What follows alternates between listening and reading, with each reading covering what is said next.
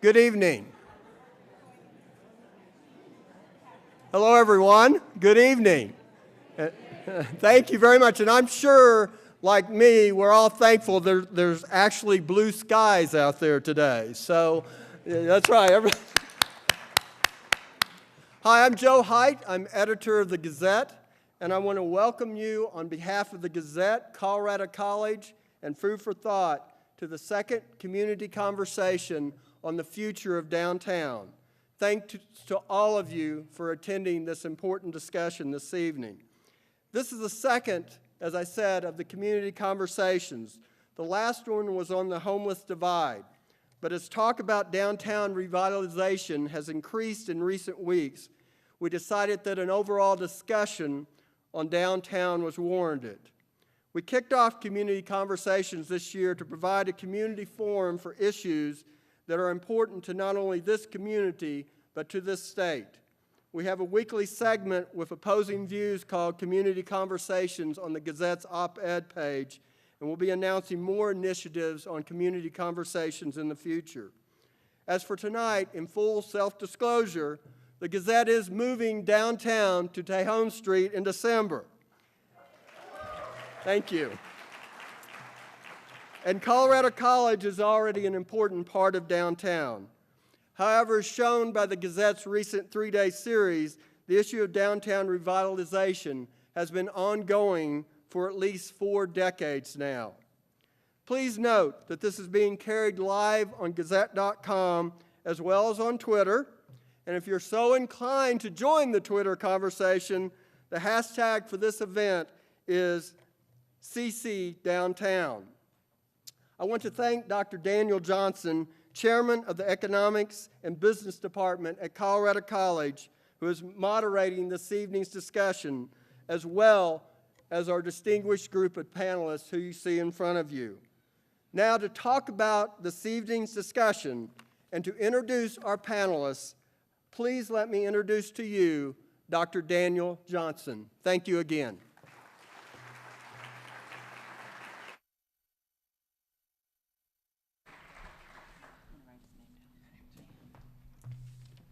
Well, good evening. My name is Daniel Johnson, and like many of you here this evening, I wear many hats. I fill many roles. I am, as Joe just said, a professor of economics and chair of the Economics and Business Department here at Colorado College.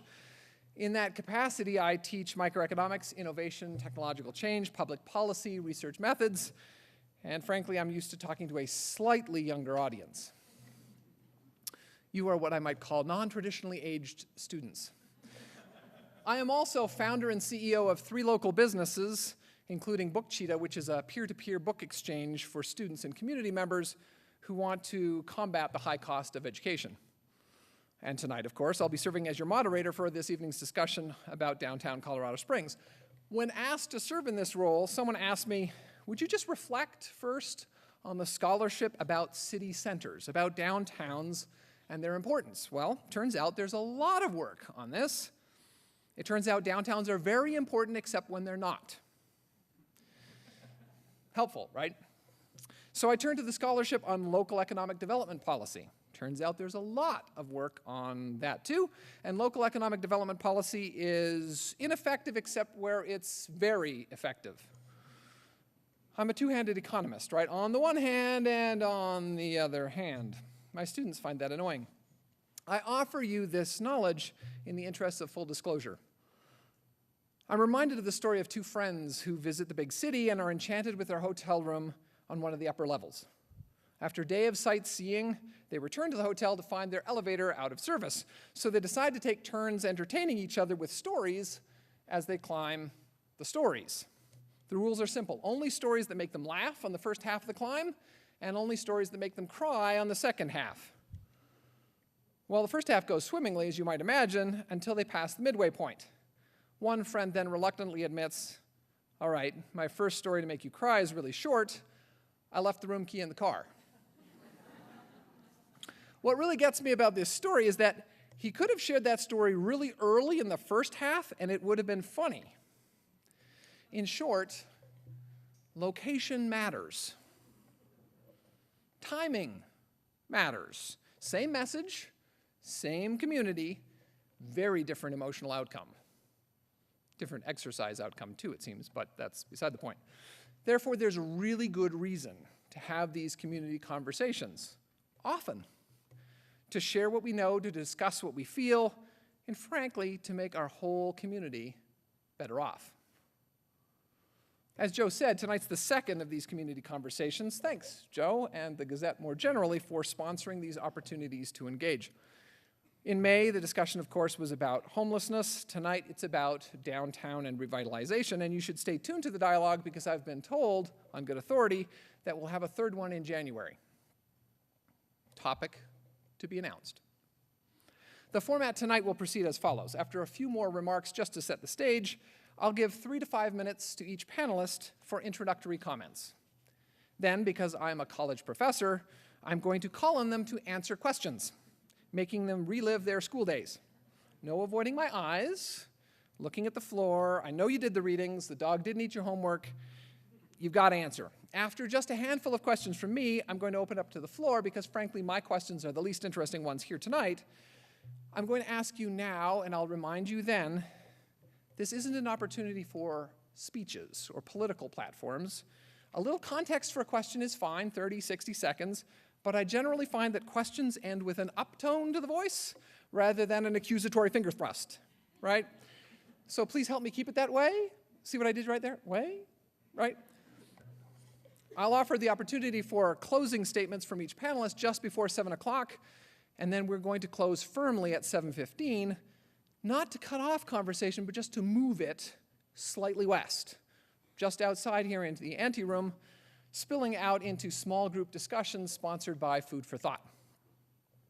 If you have more to share, and we hope that you do, feel free to track us down, to buttonhole us, to join the conversation on Twitter, to join the conversation on Facebook. All right, so let's talk about downtown. The catalyst for the topic this evening is the City of Champions proposal, which I'll outline briefly just so that we all have the same information. It's a roughly $200 million project for Southwest downtown, a little bit of USAFA, a little bit of UCCS. It relies on roughly $82 million in state tourism funds from the RTA, the Regional Tourism Act. A decision on that proposal is expected in December. Furthermore, it relies on about $61 million in private funding. It also relies on $74 million, roughly speaking, in public funds to be raised through federal tax credits, urban renewal authority grants, and the bond issue. It involves a downtown stadium and an Olympic museum. USAFA has pledged to try to raise an additional $11 million towards the total $20 million cost for a new visitor center just off of I-25. Recognize that their current visitor center draws about 400 to 450,000 visitors annually. That number was a lot higher, north of 700,000, before security issues forced traffic patterns to diverge. They're hoping a new visitor center could draw 800,000 a year. UCCS has also pledged to raise about $17 million toward a total of $27 million to be spent on a sports medicine clinic and combined other facilities. They're anticipating that could serve about 25,000 people a year. That's the proposal. But I'd like to suggest that this evening's event is not just to discuss the merits of the RTA grant proposal. Instead, it's to talk about downtown Colorado Springs. What do we like? What do we not like? What would we like it to be? We clearly have different visions of what we want, and in fact, we even have different visions of what we already have. I'm not sure that our downtown, or any downtown for that matter, lives up to Petula Clark's upbeat 1964 hit Downtown, and I promise I won't sing it for you, but that's what immediately runs through my head when I think downtown. But our downtown is even further away from August Alsina's August 2013 R&B release of the same name. I don't know how many of us know that one, but it's about urban violence and decay. It's a whole lot closer to Petula Clark than to August Alsina. Let's proceed from there, remembering that democracy works best when all educated citizens are engaged, and frankly, that discussion works best when diverse viewpoints are all voiced in a dialogue of constructive critique. Enough from me. I'm the least important person up here. I'd like to invite the panelists to introduce themselves and to give a few opening remarks. Bob, if you don't mind starting, and then we'll work our way southward. Good evening, and thank you, Joe and Dan, and special thanks to the Gazette and to CC for hosting this event. This is obviously a very important and timely conversation. You know, tonight I think you're going to hear some common themes. Getting to go first, if that's the case, then they'll have to repeat me. I won't have to repeat them, so that worked out pretty well. But I think one of those themes is going to be that downtown Colorado Springs is really poised to undergo a transformation or a renaissance. There's really a convergence of circumstances that are causing this to happen. One is improving market and economic conditions. The other are planned private and public sector projects that are on the drawing board. We have investors that are able and willing, they just need that little push to make their projects feasible. We also have a new strong mayor form of government, and Mayor Steve Bach.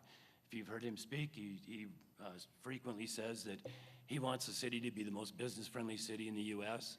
That's good for all of Colorado Springs and obviously for downtown. You've also heard him say that downtown is the heart and the soul of community. So the result of that is that he has placed a major emphasis on creating a great downtown. And really the mayor's in a unique position to be a champion for downtown. He is the one person that can align all of the resources that it will take to get behind these projects and these initiatives. So where are we today and what have we accomplished? I think that's what we have to look at first. Personally, I think downtown is great, but it can be so much better. What have we done? We've got the United States Olympic headquarters. We have a new Cornerstone Performing Arts Center. We have the expanded Colorado Springs Fine Arts Center. We have the new Mining Exchange Hotel. We have America the Beautiful Park. We have a robust streetscape capital improvement program where our streets and sidewalks and landscaping are all being improved and starting to look really great. We've also been able to recently attract significant events such as the USA Pro Cycling Challenge and the Downtown Olympics celebration, both of those bringing tens of thousands of visitors to our downtown. A lot of you know that over the years, we have done extensive planning on downtown. I'll mention some of them, not all. We had the Downtown Action Plan in 1992, Imagine Downtown in 2007, most recently the ULI panel, the Urban Land Institute, that had a panel of experts, mayors, and urban planners that interviewed hundreds of citizens and came up with recommendations, and there's been many others. So personally, I think we're at a point where we can start transitioning from planning into action. So when you talk about action, that's where I think City for Champions in accordance with the Regional Tourism Act comes in. Again, as Dan recapped, 4 unique and extraordinary projects that have the ability to transform downtown and our city. United States Olympic Museum, if built, will be the one and only. A downtown stadium and event center. Obviously the home of the Colorado Springs Sky Sox, but much more than that. A multi-purpose event center that can have over 200 other events per year, uniquely positioned to be able to host Olympic-oriented type events that no other venue would be able to. And then, of course, the Visitor Center at the Air Force Academy and a new UCCS Sports Medicine and Performance Center. Those two are important, but I assume tonight the topic will focus on the downtown projects. You know, what does this mean? 1 million new visitors each year, $7 billion in new retail sales over 30 years, $10 million in new local sales taxes each year, 750 new permanent jobs, and again, those are just the direct jobs associated with these projects. The catalytic nature of this project, there will be thousands more jobs associated with it. It gives us that thriving urban environment that we know we need to attract the young urban professional, and in turn, attract the quality employers that seek out the young urban professional as employees. This project is not new. This is consistent with all of those other planning efforts that I described. They've been going on for years. And we have the backing of major institutions and pillars of our community. Hard to get all of that alignment to happen at once. But most significantly, this is a catalytic project that's going to attract significant private sector investment, take us past the tipping point where we are now, and it's going to spark the renaissance. So City for Champions is significant, it's terrific, but we also have other things going on downtown. We have the potential for the Emerald Necklace, or whatever they're going to call that. It's got several names, but it's the trail and water system that surrounds the city. Residential development. I've met with several residential developers that are so close to kicking off projects. They just need that spark. We have the Cimarron Interchange. It was recently listed on CDOT's ramp funding just a few days ago. It's a preliminary list, but that should be proved in October. If that happens, that's going to have more than just transportation consequences for downtown, but it's also a gateway. It interfaces with the waterway. So that's something that's going to have an impact. And we also have great citizens groups working on a science center and a children's museum. So those are all the specifics. It's you know, projects, dollars and cents, but really what's this about? This is really about vision. It's about realizing a big and bold vision for our community. It's about moving from where we are today to where we can be tomorrow. This is really a pivot point. We've had several in our history. Some we've capitalized on and some we've missed out. There is a window of opportunity open today because of the Regional Tourism Act, so now's the time for action, and I'll leave it for there. Thank you. Good evening. I want to also thank Colorado College and the Gazette for putting this together, and I also especially want to acknowledge all of you in the audience. I think this is a great turnout, and I think it shows a real commitment, curiosity, and caring for the community. So I just want to acknowledge all of you for being willing to listen and learn and offer your thoughts as well. I think it shows there's a lot of people who are intrigued, supportive, curious about downtown. So thank you all for being here. I want to paint just a little picture of coming here. Yes? Oh, I'm sorry. I thought you could see. Susan Edmondson. I'm CEO of Downtown Partnership. Thank you. Anyway, I want to paint a little picture of just coming here this evening as I left my office. And what I saw coming over here this evening were some of the 40,000 workers who are within downtown. Some of them were getting in their cars. Some of them were getting on their bicycles. Some of them were walking. They were heading home. That might be near or further away. Some of them were heading to a restaurant or perhaps for a drink after work. And I passed a lot of beautiful historic architecture.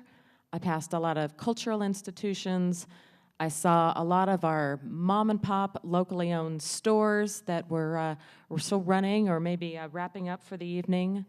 I saw about 1,300 runners with the Jack Quinn's Running Club, and many of them with their dogs and babies in strollers and out on the streets on this beautiful Colorado day. And that's the kind of thing that gets me excited about downtown. When I see this workforce, when I see these unique assets through our local retailers and our cultural assets, and when I see people out enjoying themselves, being active, being healthy, those are the kinds of things that excite me. And then I'll tell you about something earlier today in my job at Downtown Partnership, which may be one of my favorite parts of my job, and that was meeting with a young couple, a husband and wife team who are looking to start a business downtown. They're very close to signing their lease. I talked to them about how we could help them out. It's a very exciting business. It's the kind of business all of you may enjoy participating in when they are able to hang their shingle and get rolling. And I'm seeing so much more of that this year, of folks who are opening their businesses, expanding their businesses downtown. I think of something like last week when we had the company Fat Bike announce their new downtown location, a strong Colorado College tie with that business. And those are the things that get me excited about the future of downtown. I've lived in this city for a little over 20 years, and we've certainly seen our community go through sort of boom and bust cycles at times. When I began this position earlier this year with Downtown Partnership, part of what motivated me to take this position was that I've never felt such momentum around downtown. As Bob said, we have many things going for us, but we also have further that we need to go. We need more residential. We need better bike and trail access and connectivity to downtown. We need more of those unique one-off assets that come from museums and cultural attractions and those kinds of institutions. I really believe that all the pieces and parts are in place now. The planning has been done in a lot of ways, and now we are really at that point where we're poised for action. I really do believe that strong cities have thriving downtowns. You can't have one without the other, and I think our time is now.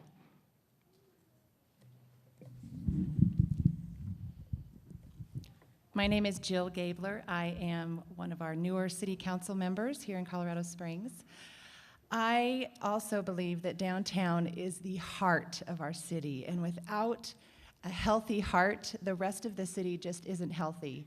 The downtown area isn't in my council district, and so some people may wonder why I care so much about downtown, but the life and the energy of downtown flows to the rest of the city, and it helps to keep the rest of the body of the city healthy through economic development and just the vitality of our city. So I think it's something that everyone in this community needs to care about. We need to care about our downtown.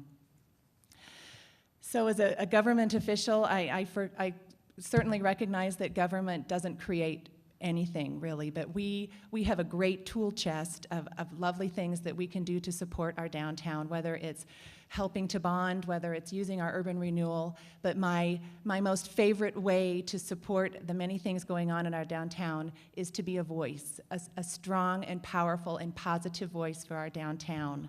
I think that is really needed right now because there are some great opportunities going on right now. We have some lovely entrepreneurs, lots of visionaries who have exciting and great ideas, and I think we need to be cheerleaders for all of these ideas. So if you have an idea, bring it to me. I'm going to mention a few of these wonderful ideas just so that we all can kind of gravitate around them. First and foremost for me right now is the Colorado Springs Downtown Public Market. This is a fabulous project that I think can be a great anchor for our downtown in the short term and help to ease the food desert that we have in our downtown area. I also really support the trolley system that we have the potential to just build in our community. It would help our mass transit, and it would draw and bring our young professionals downtown, not to mention it's a legacy transportation for our community.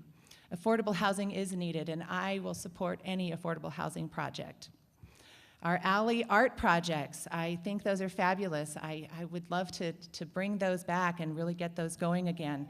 Again, no project too small. I'm all for bike sharing programs, outdoor water fountains for our lovely water. I would really like, as Bob said, to complete that Emerald Loop and to also help bring our downtown Monument Creek closer to downtown so that we have better access to it. And I would also like to really see us revitalize Acacia Park. And last but not least, yes, we need to get on board and share the vision for our City for Champions. Yes, it is controversial. Yes, we don't know how we're going to pay for it. But right now is the time to share the vision and be a cheerleader and a champion for that project. It takes a lot of exciting ideas to really revitalize our downtown. We have a great downtown, but right now is the perfect time for us to really do some amazing things if we can work together and really just champion and cheerlead for our downtown. Thanks. That's tough to follow. Very good. I kind of got excited by that. My name's John Olson. I'm contrary to what the name tag says, I'm a landscape architect planner, not an architect. Hashtag not an architect for those on Twitter. My company is ZV Studio Planning. And yeah, so I've been here for 7 years now. I think, first of all, I guess I would like to thank CC for being such a great anchor for downtown. I think that's a huge component, and of course, thanks for hosting this. The Gazette, they're coming to downtown, I think, is another huge step for downtown, and that's really where things need to go. You know, the issue that happens in downtowns is your major businesses, whether they're government, sometimes courthouses leave the downtown, or police, or all these elements, and they kind of take away from downtown, and that dedication coming back is really important. Is there a mouse in here? Oh no, that sounds like my baby, actually. I don't know if I mentioned, I'm a part of the Colorado Springs Urban Intervention Group, which I consider many of you, and many of you are a part of that urban intervention group. And what we have done so far, I think, has been great, and that's kind of jumping into our community and saying, you know, there's things that can be done, and not only just talking about it, but actually displaying it. And Better Block Pikes Peak, almost a year ago now, was one of those elements of showing how a street can function at Pikes Peak Avenue between Tejon and Nevada as 2 lanes instead of 4 lanes, and seeing how the pedestrian works. If you didn't get a chance to come out to that, we apologize. We didn't publicize it. We really wanted to test things, so we have a lot of data from that. But we will have a video coming out this week to kind of mark the anniversary of that. The other item, which probably many of you are familiar with, is curbside cuisine, the food trucks. This was another thing that kind of gets to what Bob Cope was saying. It's transitioning from planning to action, which is a great quote. That's what we need. Colorado Springs downtown and elsewhere just needs action. I mean, as a planner, we plan a lot, but I really want to see things happen, you know, and that's the excitement level of seeing things get built. I came here from Omaha 7 years ago, and after I left, Omaha started to do the things that we started to plan, so I got really excited, but I haven't been back to go to a baseball game or anything else. So we need to better communicate our assets, I believe, too, as a city. You know, we talk about our negative components, you know, whether it's homelessness or parks or water or everything else, and that stuff gets in the news, and it gets in the Gazette, of course, is somewhat guilty for that. Sorry to throw the Gazette under the bus under this. But, you know, we need to really publicize our assets of what downtown is. You know, downtown isn't a big blighted area. It's a beautiful place. It was the first place that I saw when I came here and moved here, and it was actually a big part of my decision for moving to Colorado Springs, was our downtown. With that, I think I'll pass it on to Lisa. My name is Lisa Tesarowitz. I'm co-founder of Epicentral Co-working. Thank you, CC and the Gazette, for inviting me, and thank you, all of you beautiful people, for coming. In the next decade, I hope our downtown becomes a thriving hub of innovation, creativity, and entrepreneurship. How will we do this? By increasing our density, increasing our community attachment, and increasing our willingness to take risks.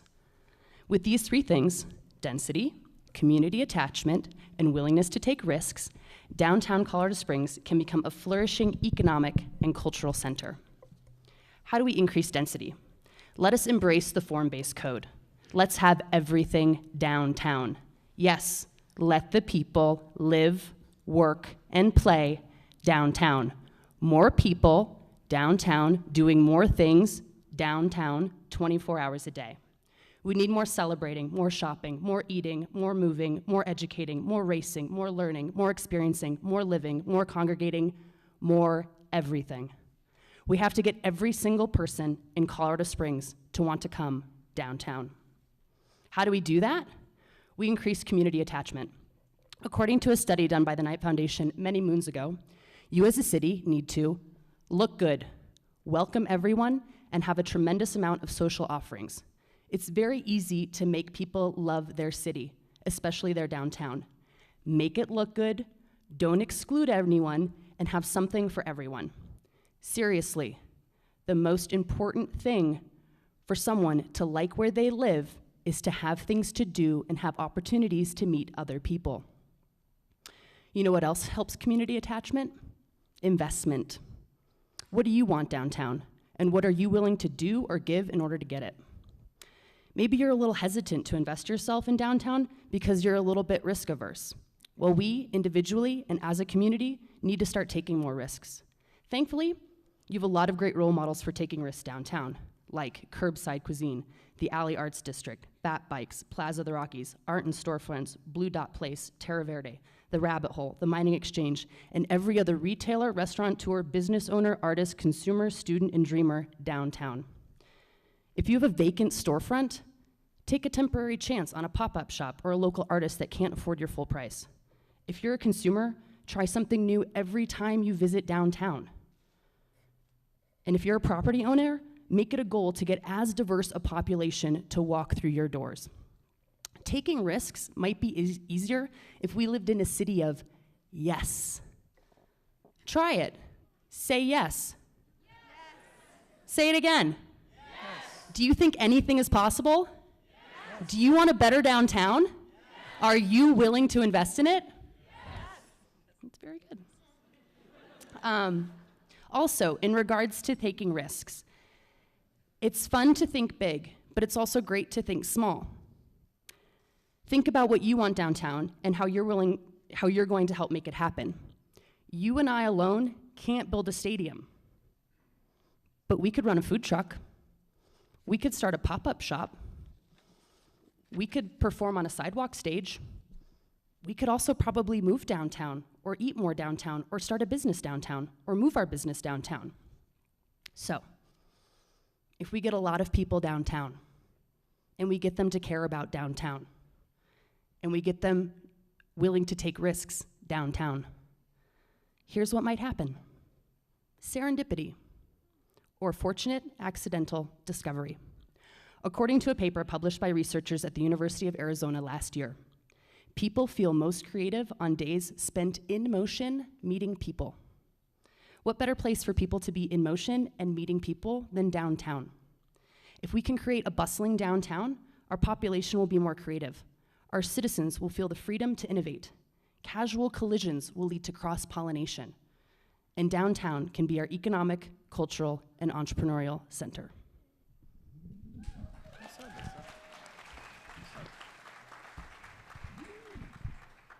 Well, I'm Dennis Moore. I'm not a typical speaker. For those of you who know me, I'm a city volunteer. I'm a retiree, 40 years playing with the Air Force, doing analysis. And I like to think things in a little bit of good logical sequence. You need a visionary, that is true, but the visionary need to make sure they understand all the logistics and everything that's involved, all the intel that's involved. Otherwise, you could have a wreck, just like Montgomery in Operation Martin Gardens, where the bridge was too far, for those who do know about World War II. It's great, but you've got to look at not just downtown. It's like somebody said, that's the heart of us, downtown, but everything leads into it are our veins, where the blood flows through. If your veins are clogged, guess what's not going to happen to the heart? Ain't going to get nothing.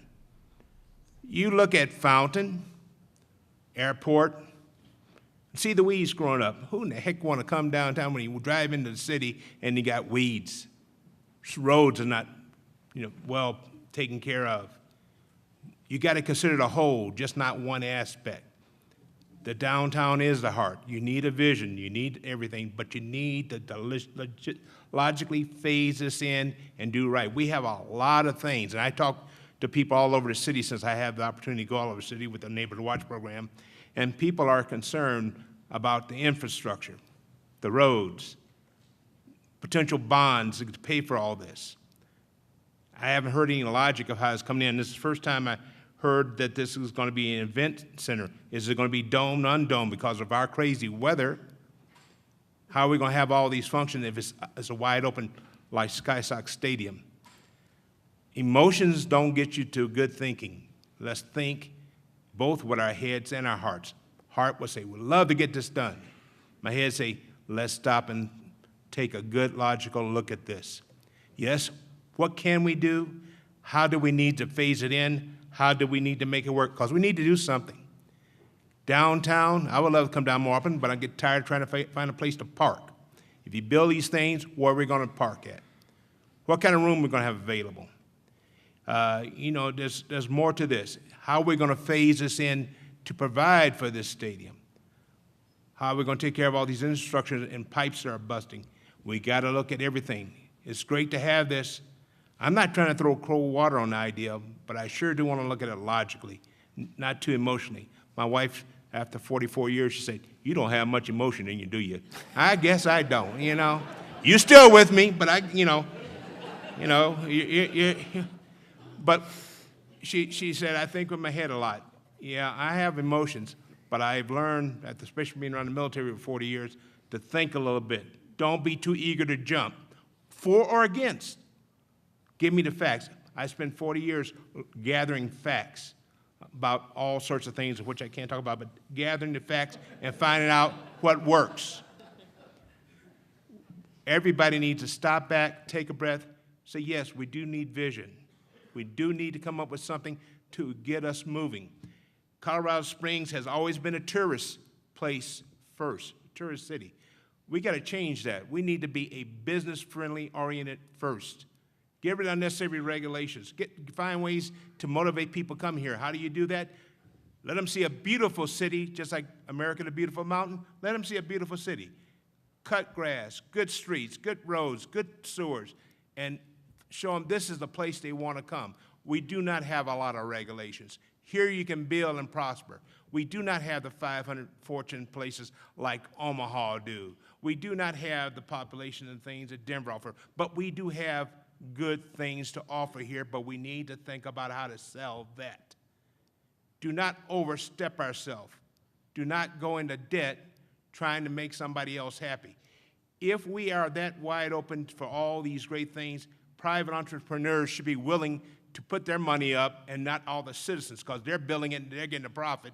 But we should be prepared to make sure the streets and all those infrastructure things are there, available, and ready for them to come in here and do business. If we're not ready to do that, then let's close up Colorado Springs and go somewhere else.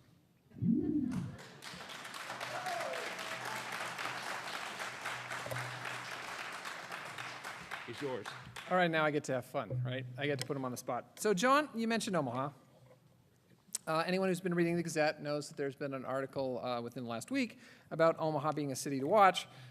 As I alluded to in the introduction, the jury, in terms of research, is still out on whether economic incentives for private investment in downtown areas have a useful effect or not. So maybe there's a reason for direct involvement, right? Just don't incentivize private investment, just get public dollars out there.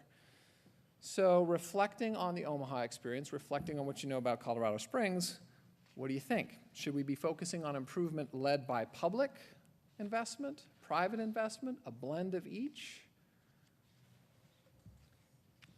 Yeah, I think this is, okay. I think that it should be both. You know, it's public-private partnerships are what's going to really make things happen. You know, Omaha, as Dennis mentioned, is fortunate enough to have several Fortune 500 companies in Omaha. Their other big fortune, I think, that separates from Colorado Springs is the existing warehouses that were there that ended up getting used. Right. Colorado Springs does not have those. That stock, and Omaha almost didn't have them either. You know, urban renewal about wiped that all out maybe 30 years ago. So regarding the two, though, they're a little bit difficult to compare. I mean, they are a difficult contrast. You know, when I was there, we worked on the North Downtown Master Plan, which again was another one of these plans, right, that I get sick of because they sit on the shelf and don't do anything. But after moving here, they did have action on that. You know, and we had the downtown baseball stadium figured in there. However, at the time it was planned for the Omaha Royals. The Omaha Royals were really excited. You know, the Rosenblatt Stadium was starting to decay. So there was a good opportunity for them to have a new stadium right downtown. About a year after, maybe it was 2 years after moving here, I found out that Omaha Royals pulled out. But guess what? The College World Series is still going to go for it. And it's going to be this great partnership with Creighton. I don't know how it functions. I have not been back there for a game. The last time I was there for a funeral, so it wasn't going to a baseball game. But the point is, they started to just act, and that's really important for Colorado Springs to start to do too. I mean, we can plan and plan and plan and analyze, but at some point we have to act. We have to take that risk that Lisa mentioned, and what a better time than right now. All right, thanks, John. You just dragged Lisa into it, so let's talk to you, Lisa. It's obvious you're passionate about Colorado Springs, and it's no fair picking on Omaha because we've already talked about that a little bit, and frankly, the Gazette has too. Thinking of cities other than Colorado Springs, what cities downtown do you admire and why?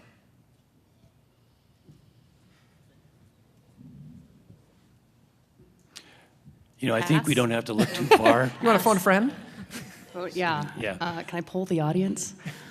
I mean, I like all downtowns. Everywhere I go, any place I visit, I always want to stay downtown. I spend a lot of time in downtown San Francisco. What do I love about San Francisco? Everything's very walkable. There's amazing food. There's amazing shops. There are people around all the time. And whereas I think it's important to, I also like, let's see, Yeah, I think Austin's nice. Austin's nice because it's surrounded by that river. Once again, great culture there, tons of music. But, you know, basically I'll be happy if there's good shopping, good food, good liquor, nice people. You know, I'm easy to please, and I think most people are easy to please. Like, it's great to think about these great downtowns, but I don't think it takes a lot to be a great downtown. We have, in my opinion, and I have lived other places, and I've lived in some big urban areas, but why I always come back is because I love the people here. You know, and that's the greatest thing. How can we showcase the people in our community? How can we all meet each other more and have people from out of town meet us and get to know us and get to see everything that we have to offer? And I think that, you know, we certainly can pull a lot of lessons from other communities I mean, I'm all about stealing ideas, don't get me wrong. I love stealing ideas. It's my favorite thing to do. I never want to reinvent the wheel, so certainly looking at other communities for great ideas about what can make our downtown great is awesome, but our downtown has to be special to us too, and unique to us, and unique to our strengths, and unique to us as a people. I didn't really answer your question. No, that's great. Bob, you want to jump in? Yes, and on the previous question about whether it needs to be public sector investment or private or a mixture, clearly needs to be a mixture. And the public sector investment should be geared 100% towards encouraging and catalyzing private sector investment, only investing in those things that the private sector won't or does not do. As far as other cities that we could admire, we don't have to look too far. If you drive up to Denver and go to the 16th Street Mall, go to the end of the 16th Street Mall towards the west. There's a development called Riverfront Park, very similar to what we have envisioned for the area, the southwest downtown urban renewal area, where City for Champions will take place. They have a park that they had built, the railroad tracks are there, they have high-density housing, they've got retail on the ground floor. If you walk through there anytime, it's teeming with people, lots and lots of young people. About 2 weeks ago, a group of community downtown supporters took a trip up and took a look at the Union Station project in Denver. That's a $400 million project that is underway right now. It's under construction. They had hoped that that was going to trigger $1 billion in private sector investment by 2018. They've already reached that, and it's not built. Please, Dennis, yeah. As a average citizen, I know it's going to be both public and private. The city and government has to do what the government does, make sure the infrastructure and the roads are there for them to operate on and go on.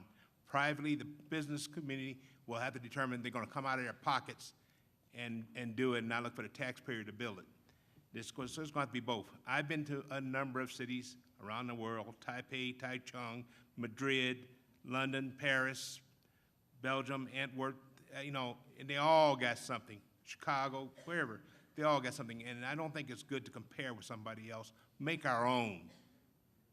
Come and see what we got and say, oh, I like that. I don't like comparing with somebody else. They got theirs, we should have ours. Please. Jump in, Jill. Yeah. Everybody really likes Dennis. I like Dennis too. I just wanted to add to that based on the article that was in the Gazette about the various cities, I think I noticed that it wasn't just the public and private partnerships, but to really have a successful downtown project and this whole project program for City for Champions, the whole community needs to be on board. So although, yes, we didn't have a lot of information prior to the proposal being sent up to the state, now is the time where we can really spend some time getting the community involved and helping to educate them on everything that's in the proposal and getting that feedback so we can fine tune. And if and when this proposal gets approved by the state, then we have 5 years to really discuss it and hash it out and figure out the best way for it to work in our community, because it really does need to be a collaboration with all of us. All right, Susan, I want to get, oh, go ahead, John, yeah. I just have one quick comment. You know, I think every one of these downtowns that we talk about, there's one kind of common thread with all of them, and that's really their pride for their downtown, and that's the people that it's the people. It gets back to the people again of how they feel about their downtown. If we all think that downtown stinks, then our downtown's going to stink. But if we all come together and realize that our downtown is our heart of our community and that we do need to take really good care of it, then it can be something, a good source of pride. You know, one of my favorite downtowns is just right up the road, Manitou Springs. You know, awesome city. I mean, awesome downtown. I mean, that is a community. That is a place with pride for their community. Tourism or not, you know, in the wintertime, summertime, anytime you go down there, Manitou is hopping. It's a great place to be, and I think that downtown Colorado Springs has that exact opportunity, as does Old Colorado City. All right, Susan, I want to get you into this discussion, but this is going to be the last question I'm going to ask. If you have questions, and I really hope you do, please use the floor mics and feel free to line up. Susan, I've been reading recent studies about Vancouver's downtown revitalization plans, and it's been framed largely by people living outside, right? I mean, it's suburbanites reflecting on what Vancouver is or is not, and it's verged on disturbing, frankly, because it's people who have an interest as a tourist, but don't really have an interest in living there, right? I mean, they've already made their choice. They're, well, frankly, like me, right? I live in Monument. Why? Because my wife commutes to Denver, and living in Colorado Springs would end in my divorce. I recognize that, and it's sad. It's sad every day for me, but it's a fact. So how much of what we're envisioning for downtown should be framed in terms of resident voice and neighborhood quality, and how much of it should be a tourist draw, bringing people in, which I understand the answer is both, but talk me through that a little bit. As you walk down the street, are you thinking of out-of-state tourists being around you, or are you thinking of Manitou Springs' comfy neighborhood being around you? If you understand my question. Sure, I think I do. When I think of tourism, there's a sort of industry term called civic tourism, and it really is the idea that great cities that people want to visit are great places that people want to live.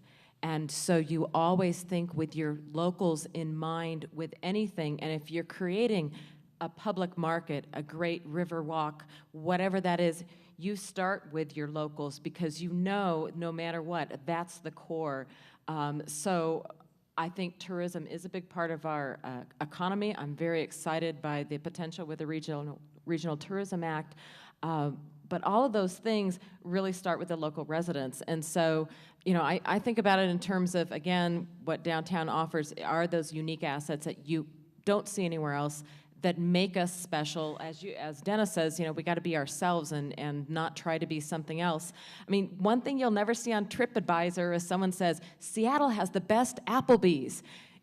That's not the way people travel. And there's nothing against, I'm sure it's a fine restaurant, but when we go somewhere, we want what is unique and special for it. And those same things that make people travel somewhere for what's unique and special is the same thing that makes people proud about their community. I think about something like the incline, which is such an interesting kind of attribute to our region, or even certainly Pikes Peak. I will say I have never climbed to the top of Pikes Peak. I've hiked some other 14ers, but not Pikes Peak, and I'm embarrassed to say I've never done the incline. But you know what? I go all over the country and tell people how cool that is.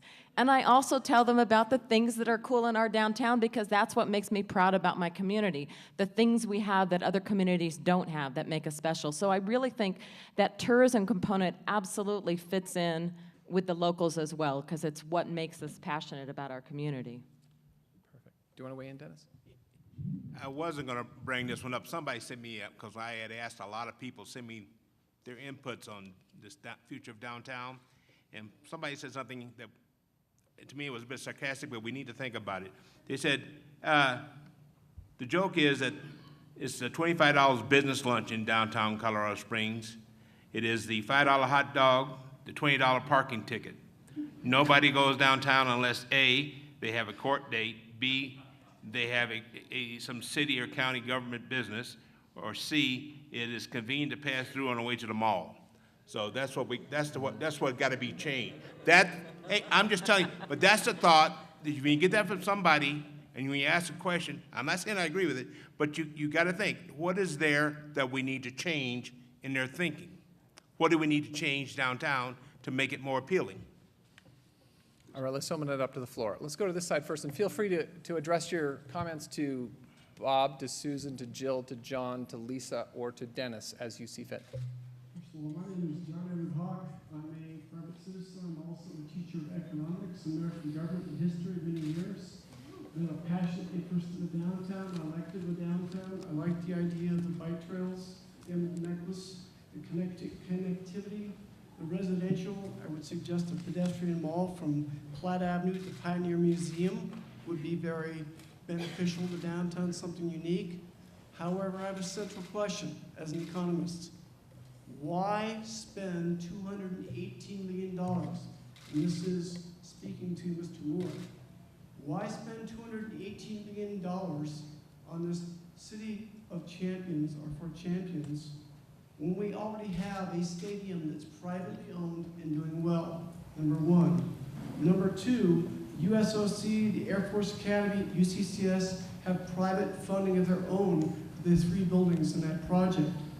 Number three, Colorado Springs currently has $1.3 billion of unfunded capital improvements, roads, bridges, etc. It will take at $133 million a year, 10 years to pay that off. We're only spending $7 million a year.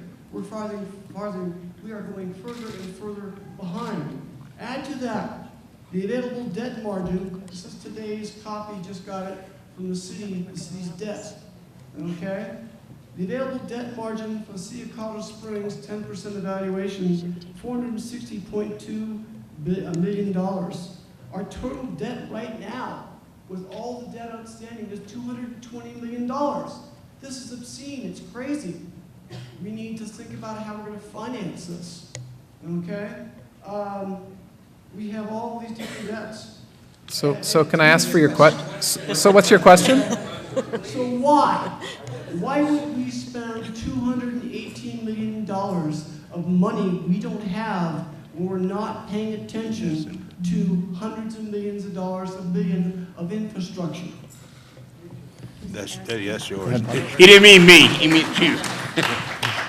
Okay, so your main question is, first of all, the $218 million. That money's going to come from different sources. The first is about 38% of funding, $82 million from the state of Colorado. The way the Regional Tourism Act works is you have to prove that you're going to have out-of-state tourists that wouldn't have come here otherwise, and the state will then rebate a portion of that new state sales tax revenue they collect that came from those out-of-state visitors. So 38% is going to be funded from tourists coming to our state. Another portion, 28%, $61 million in private funding, almost 100% private donations.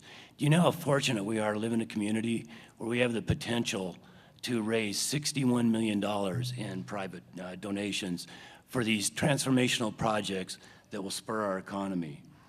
Then the last portion, about 34% of public funding, and I think that's the part that you're focusing on.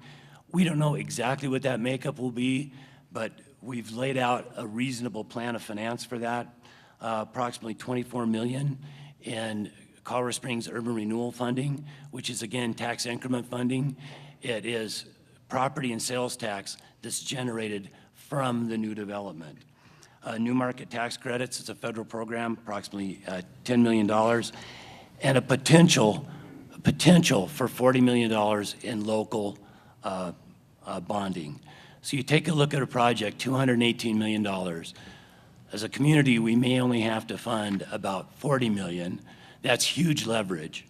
Also, from just the projects alone, we're projecting $10 million in new local sales taxes. That's a 25% return on investment. But more important than all of that is that we are doing this because this type of project will expand the economy. It'll expand the tax base. We're doing this because we need to fund our core city services and our capital improvements. Detroit right now can't take care of those issues because they have a shrinking economy. In Colorado Springs, we're going to grow the economy, and we're going to be able to tackle all those issues that you're concerned about much more easily than if we don't do this project. Yeah. Thanks, Bob. Please, sir. Hi, my name is Warren Epstein, a longtime journalist at the Gazette and involved with Dream City Vision 2020. I see a lot of the partners that we had when we launched that here. I'm so glad to follow that question because that question, to me, goes to the heart of the ethic and thoughts of Colorado Springs and in some ways what's been sort of holding us back, and that is we can't. We can't afford it. We can't water our parks. We can't do these things. We can't make our streets safe. We just can't afford it. Other cities can afford it, but we've been in this mindset of poverty for so long and afraid. You talk about, Lisa, about taking chances. We've been afraid to take chances, to take a step out. So, first of all, I have to applaud the mayor for this reach, for this money. And by the way, when people are saying, I don't want my tax money going to, your tax money's already gone. It's just a matter of where it's gone. Do you want to get a microbrew museum in Fort Collins, or do you want this down in our downtown? You know? Let's start with the sanity on the conversation. It's not about just where your dollars are going. But as encouraged as I am, and I think that it shows a real cultural evolution, that we're asking bigger questions, that we have bigger ideas. My issue, and I think it's really our challenge, is when I look around, first of all, I don't see a lot of diversity of color, right? Raise your hand. How many people are under 30? Sorry, I was raising my hand. Yeah. So, no, it's about 20 people. This does not represent everybody on the bus, and that's what gets these cities moving. That's what gets excitement, like a city like Austin, like a city like, even Denver. It's the young people who are at the table, and so we need to be excited. We can't be harping on, there's no place to park downtown, our downtown sucks. We need to sell our downtown, and we need to believe in the future of downtown. We're never going to get there. Do you have a question? And my question is, how do we get the young people engaged? Do you want to answer that, Susan? I'll start, and I'd love for others to chime in. That is probably one of the things that excites me most about downtown. We know we have a challenge in Colorado Springs in terms of attracting and retaining young professionals. I think downtown is our best shot at that. When you look at the data of millennials who aren't driving, they don't want cars, they're not getting their driver's licenses, they want to walk, they want to bike, they want public transit. A dense urban core provides that lifestyle for them. We desperately need affordable residential. I think that's a shortcoming that we've really got to work on so people can live downtown. But the access that you can have downtown, even the way it exists now, and hopefully soon even better, is essential. When I think of, again, the businesses that have announced this year, and to me there were two of probably the most exciting announcements in our business sector. One was already mentioned, Fat Bike, which is, strong Colorado college connection, a CC grad partnering with a CC professor on this very cool, innovative business. Earlier this year, there's a company called Fuse Sport, which is a sports technology company, and they're from Australia, but they chose to put their headquarters, American headquarters, here in Colorado Springs. They chose downtown. So I really believe that how we attract entrepreneurs, how we attract young professionals, we got to be showing them downtown. It's our only shot, because millennials are absolutely a generation that says, I want the messiness, if you will, of urban life. I want to bump up against people who are different than me. People who are different than me don't scare me, is what they say. They want to get on a bike. They don't want to get in a car. We're the best shot for that, and it concerns me greatly with where we're headed in Colorado Springs, that we've got to be the kind of community that has that welcomeness, that diversity, and that place that says you belong here, and that's the kind of attitude that I embrace with downtown, and that I see others who shop and dine downtown also have that attitude that says we embrace that.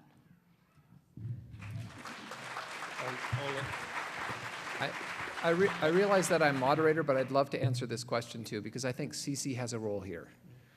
I think in every graduating class, we graduate about 500 students a year. 50 of them decide to stay in Colorado Springs. Why? Because they like it here, right? I mean, we've nurtured them, we've encouraged them, and frankly, they feel that it's home. I think if we could work with our educational institutions, we could draw the people who have already decided to move here, draw them into a community relationship as opposed to simply an educational one. True at UCCS too. Absolutely, right, yeah. UCCS, CTU, yeah. PPCC. Dennis?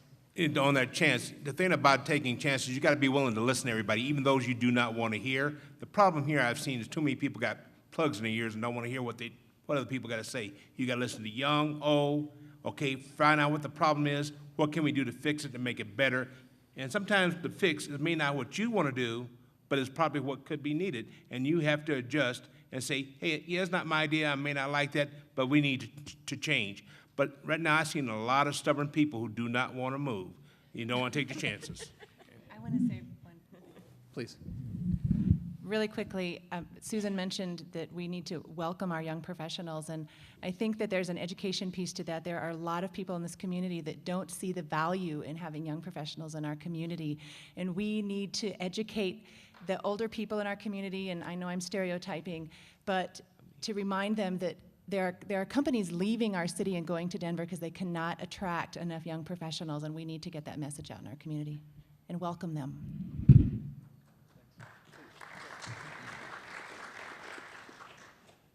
My name is Don Sipes. I'm the president and CEO of a high technology company called Optical Engines. And we are in 5,000 square foot of space on South Sierra Madre. People always come into our labs and they say, wow, I never knew this existed here. And we moved 5 years ago. We actually picked it up and moved it from Chicago to here. And they said, Welcome. they said, why did you move here? And we said, look around you, dude. You know? And so we call ourselves Colorado Springs' most ridiculous fans.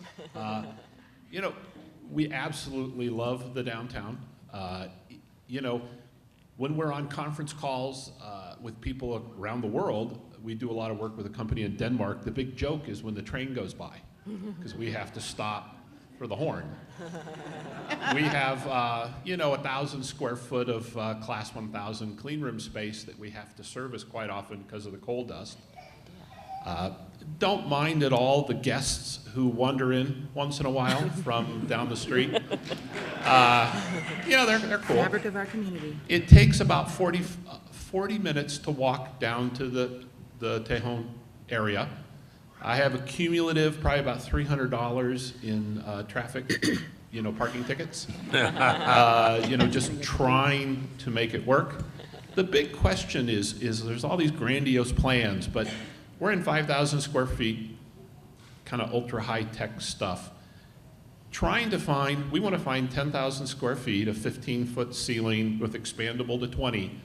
In the downtown area, it doesn't exist. You're looking at really getting a brownfield. You know, you're walking around, I mean, I walk around the old lumber mill and just say, you know, what the hell can we do with this? And so the real basic questions, there's all these grandiose plans, but here's, you know, we really want to make this work. What is the basic plan just to get some basic space downtown? Not, you know, not really expensive office space, but just kind of quasi high-tech industrial kind of space, because it's kicking out one of the, you know, the contractor houses, you know, air conditioning, heating, those guys to try to find some space. So Bob, do you want to respond to this?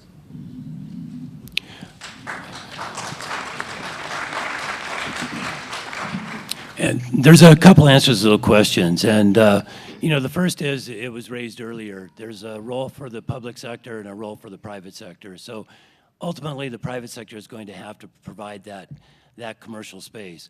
But again, providing a world-class business environment is going to be incentive to attract that type of investment here.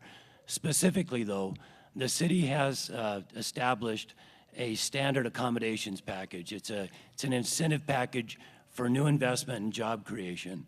So if you're going to spend a minimum of $1 million, hire 10 new employees, then there are some sales tax rebates on your purchase of equipment and on your construction materials that can help with that. Beyond that, we've got to generate the economy that gives the private developers the incentive to do that work. Right, right. Please. Hi, I'm Sharon Friedman. I am not under 30. And I have been the associate publisher for Springs Magazine and Downtown Today for the last 30 years, including Bunt v. Bunt. I'm from Chicago. I have a vocal disability, so you hear my voice quiver. I came here in '73 and waited, I think, 17 years for the Pikes Peak Center to be built, to be approved and built. I think that's the correct number. You could please correct me if I'm wrong.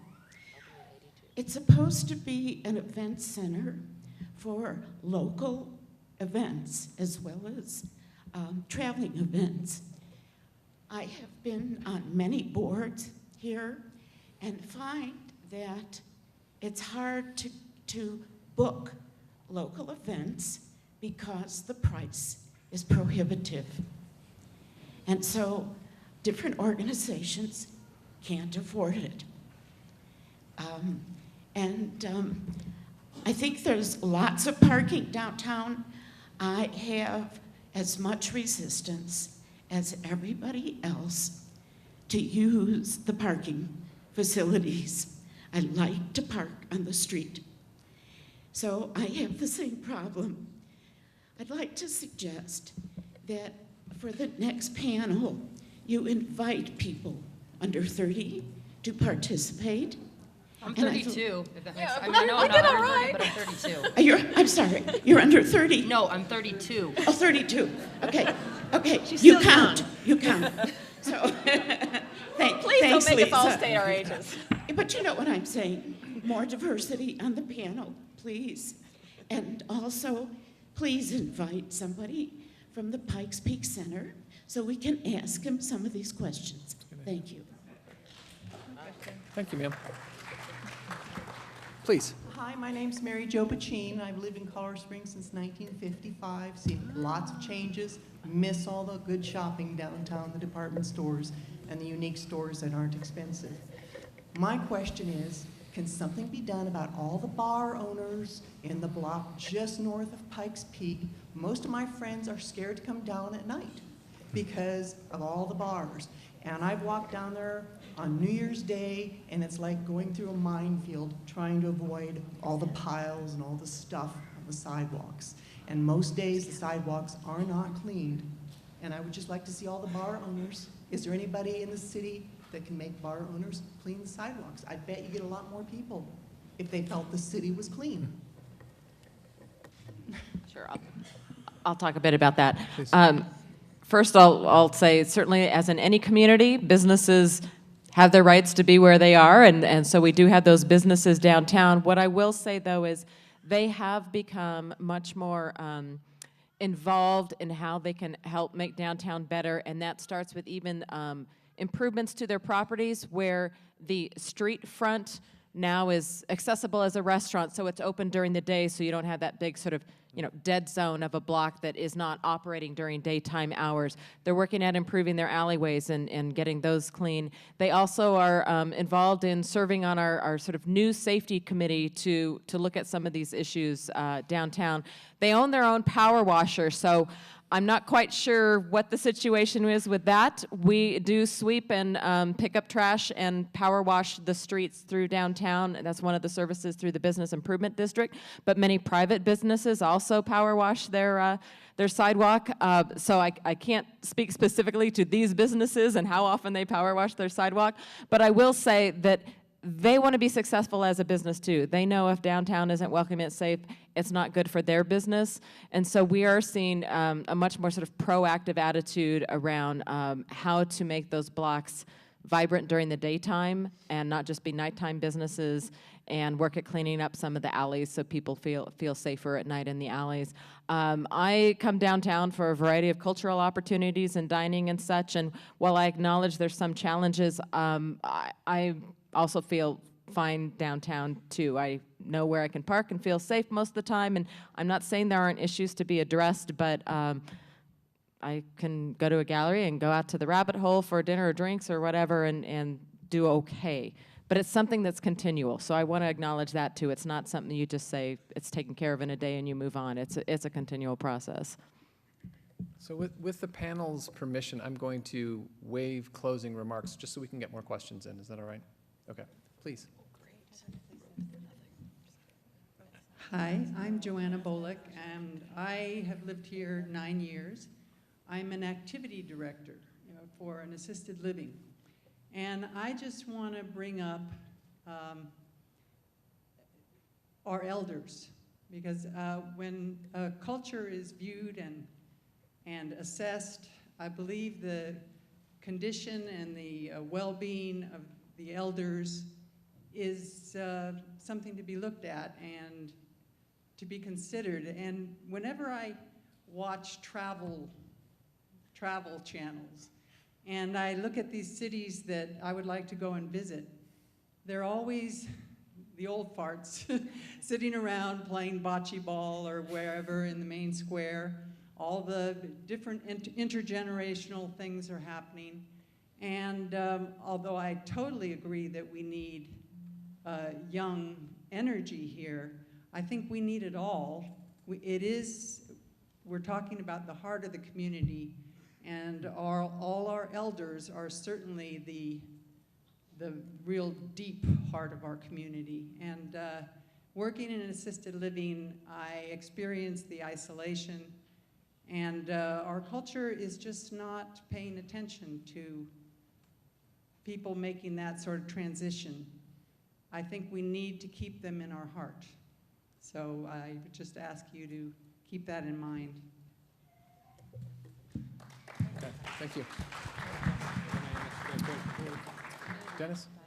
You didn't make a really question, but since I'm in that category of 66 and over, and I do, from what I go to a lot of senior living people and talk to them about their safety and identity theft, because they get a lot of that.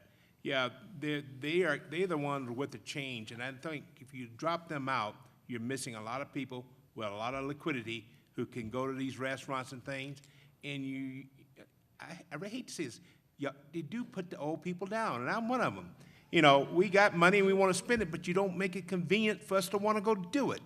Now, I'm one of those people that have a tough time that want to come downtown. My wife is celebrating her 69th birthday. Oh, she'll shoot me. But we want to come down and get something to eat. The part we don't like is waiting until those parking meters done and be able to drive somewhere so we can park to go eat. That's our problem.